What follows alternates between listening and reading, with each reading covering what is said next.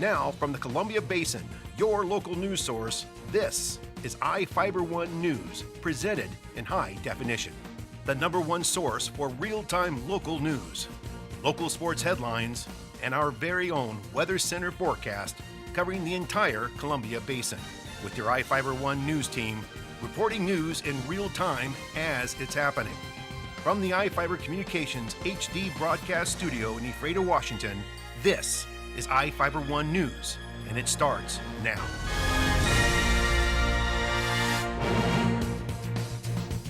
Welcome to iFIBER 1 News. I'm Cody Johnson reporting news from around the Columbia Basin for Wednesday, June 12th. Tonight we report on how Moses Lake City Council rejected a proposed tax increase and how a helicopter landed in Ephrata for training. We also look at how linemen from the Grant County PUD are competing in Wenatchee and how the state could be adding a new hydropower dam. In sports, the Mariners have made it 2 in a row. And in a separate story, Major League Baseball faces yet another black eye. Our spotlight story tonight is about stick horses and cowboys at the Grant County Historical Museum and Village. And we've got the latest weather forecast for the Columbia Basin from the iFIBER 1 Weather Center. Our top story tonight, people selling houses in Moses Lake won't pay any more in taxes. A majority of the City Council turned down a 0.25% real estate excise tax increase during last night's meeting. The current tax is paid by people selling homes, and if it had passed, it would have amounted to $2.50 for every $1,000 paid for a home. The money is required to be used for capital improvement projects. The city uses the money it collects in real estate excise tax to pay for street improvements. The city estimates it would receive about $160,000 in revenue. The increase was suggested by County Treasurer Darrell Pheasant, who pointed out the city instituted the first 0.25% tax, but hasn't sought the second 0.25% allowed by law. The ordinance was rejected by a vote of 5-2, with Brent Reese and Dick Dean supporting the ordinance. People in Ephrata heard an odd noise in their neighborhood. It's one that became more recognizable as the helicopter got closer. Here with the story is Ryan Lancaster.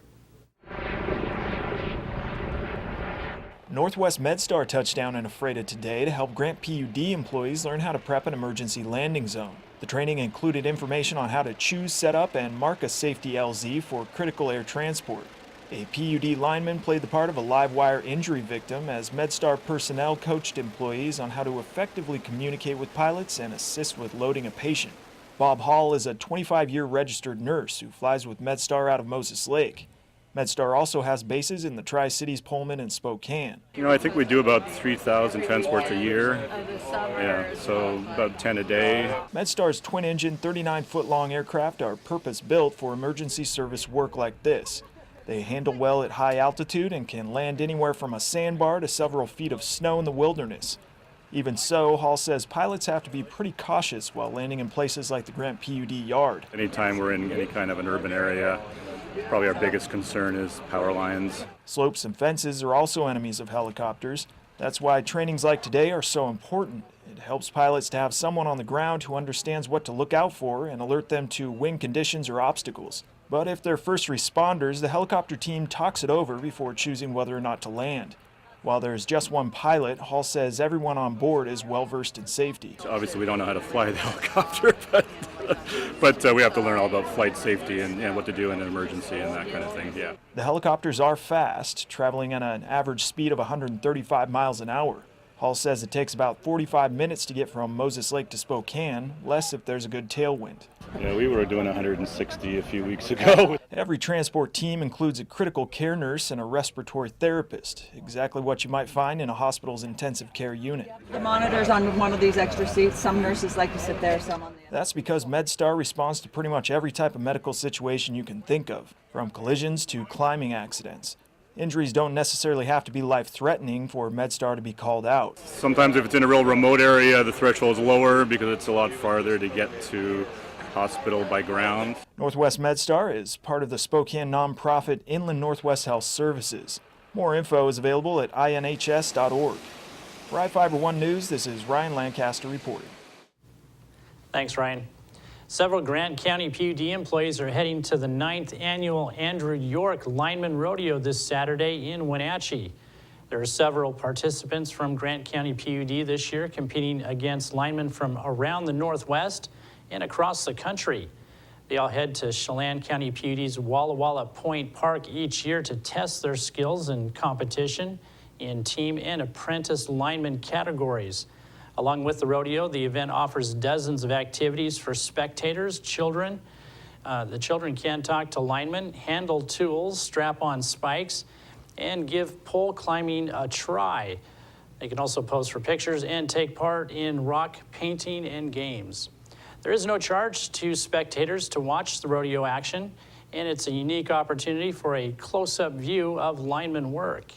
For more on this story, you can visit us online at ifiber1.com/news. Each of the people you see here have warrants for their arrest and are wanted by various law enforcement agencies. If you see any of these people, the DOC asks that you not attempt to detain or apprehend them, but to call police.